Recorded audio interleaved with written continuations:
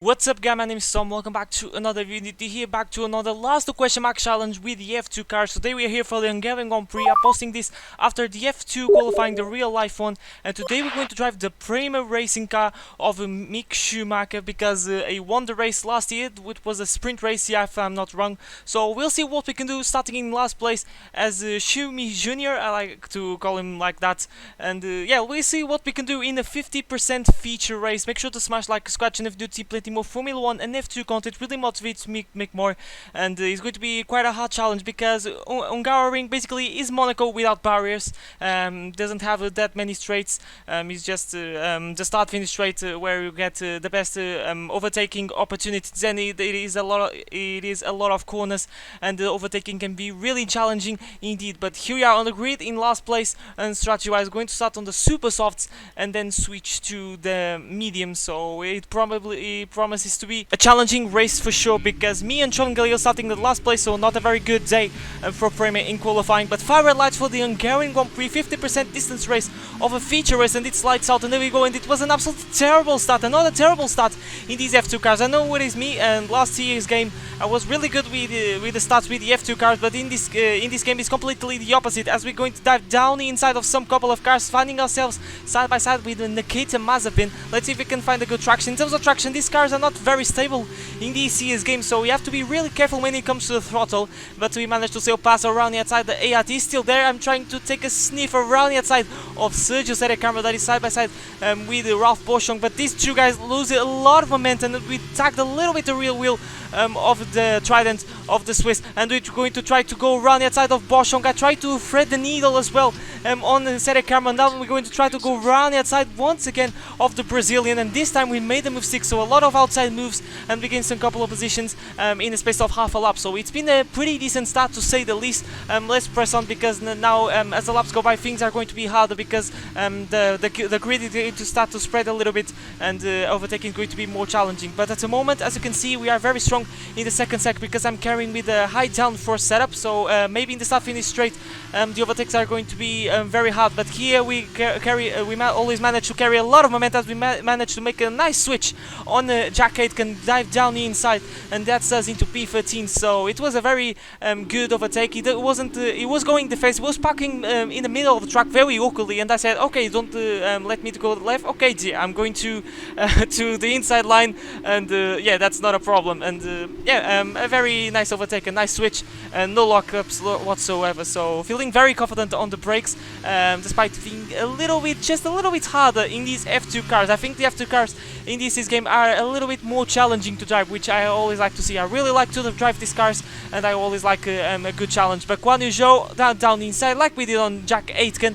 This time we don't need to do crazy switches, and the P12 is ours, and we'll see. I think the main objective in these F2 last 2 question mark challenges is just finishing P8 to secure the pole position for the reverse grid race, the sprint race, which we're not going to do. It's just a feature race, but I think P8 is always a good result, considering that we're starting in last place as we're going on the inside of Louis Delatraz. I think is a good target, P8, because remember that these F2 cars are equal to everybody who don't have the car advantage.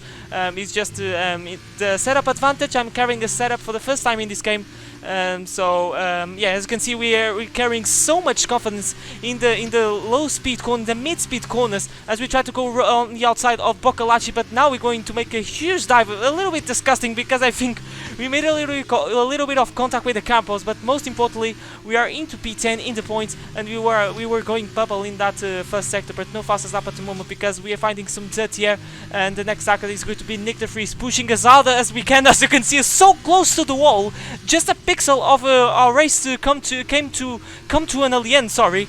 And yeah, we managed to save that, so that was pretty cool to see, to say the least. But that was really close to our last question mark challenge coming to an early end. That was just a pixel of the tire barrier, but we're going to pit on lap 6, so I think we did a pretty good job in this stint. So I hopefully doubt now that in the medium tires we can do as well a pretty decent job. Generally in these feature races I get slower once I fit the hard tire, but hopefully the pace can be the same as we did on the soft tires. But at the moment we're doing a very good job and we'll see if we can get a good stop from the boys. Like I said, I think let's see if we can get an undercut, because the first in the first alpha lap of the out lap is going to be really slow because of the cold tires. No tires blankets, but we're being massively held up in the pit lane, and then we're being overtaken by each other since unsafe release, as you can see, and we find ourselves behind Guan Yu Zhou that we overtook some laps before, and that was a disaster of a stop because we were behind a lot of people that we overtook in the first stint. So yeah, not a very good stop, but that's a disadvantage in this game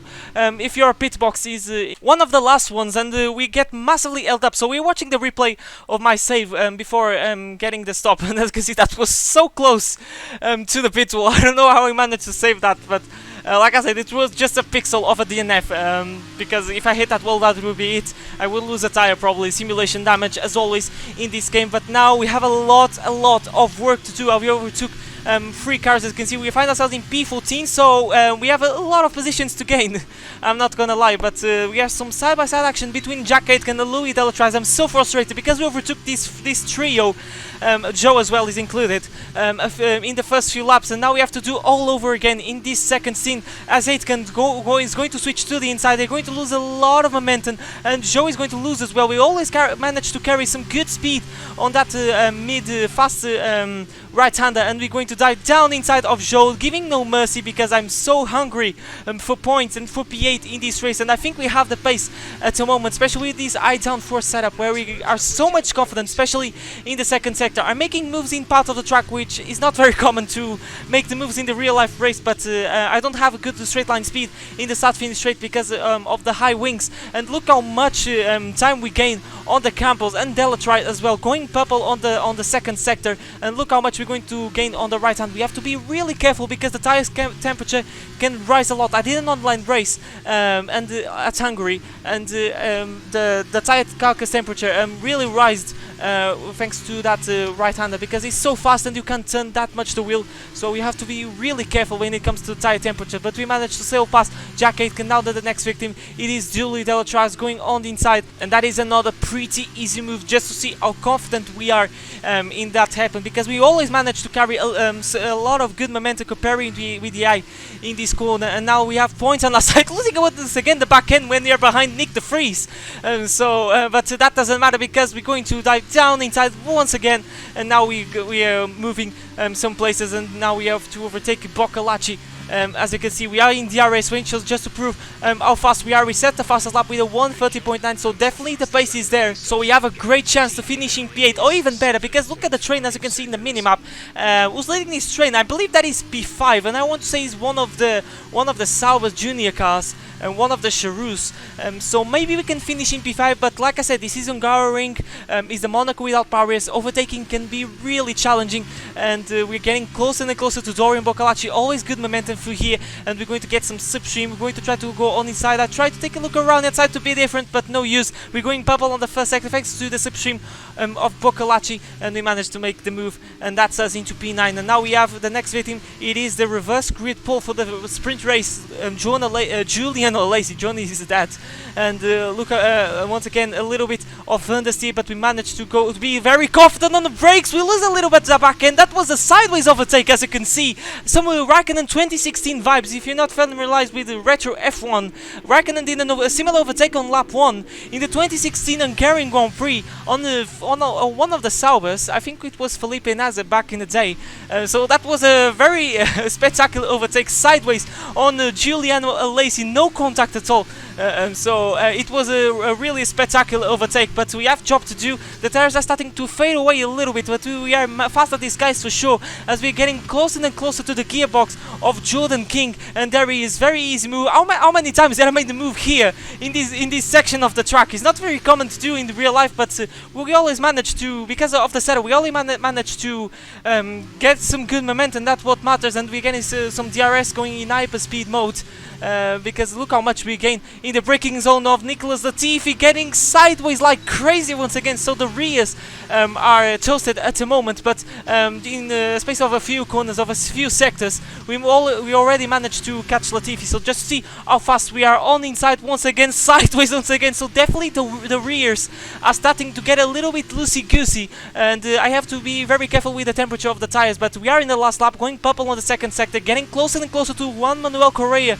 in the Sauber Junior car for P5. I'm trying to go around the outside, but no use, and I have to manage to, and somehow I managed to hold the back end. Callum Ayalot wins the race, so maybe he's going to win. He's with a good pace in these early stages of the season in the first two races of Austria, so maybe the game is jinxing something, but for us, he's going to be P6, so a very successful challenge. I tried to overtake Correa, but no use, and one more lap, and for sure that I would get him, because the up pace was monstrous in these two scenes. So a very successful challenge, P6. We got the driver of the day, of course, because we started in last place, gained 14 positions in this race, so no surprise that we gained the driver of the day award. But guys, that has been the video, the F2 last question mark challenge. I'm posting this after the real life F2 qualifying, so I hope you guys enjoyed, and make sure to subscribe to see plenty more Formula 1 and F2 content. Really motivates me to make more. What's your predictions for tomorrow's feature race and sprint race? I believe that Callum Ayalot is a really good contender when it comes to the race win. He's carrying good momentum, but he has to watch the guys like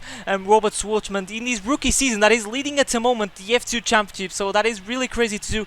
But Mick Schumacher, the position where we finished, I think is around where he's finishing, P6, P5, and I hopefully we see him in better positions, winning some races. But yeah, once again guys, that has been the video, the F2 last question mark challenge at Hungarian as Mick Schumacher in the Prema, and I'll see you guys for a brand new video next time. Tomorrow is going to be the last question mark challenge with the F1 cars, so I hope you guys stay tuned for that. It's going to be after the real life F1 qualifying, but for me it's everything, and I'll see you guys for a brand new video next time. But for now, it's goodbye.